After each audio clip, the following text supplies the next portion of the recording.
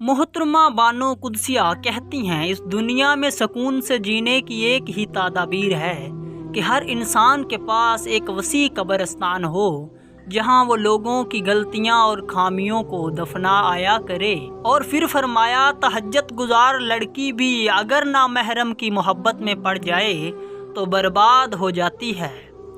یوں کہ نامحرم کی محبت رفتہ رفتہ انسان کو بے باک کر دیتی ہے اور یہ بے باکی اس کا ایمان لے اڑتی۔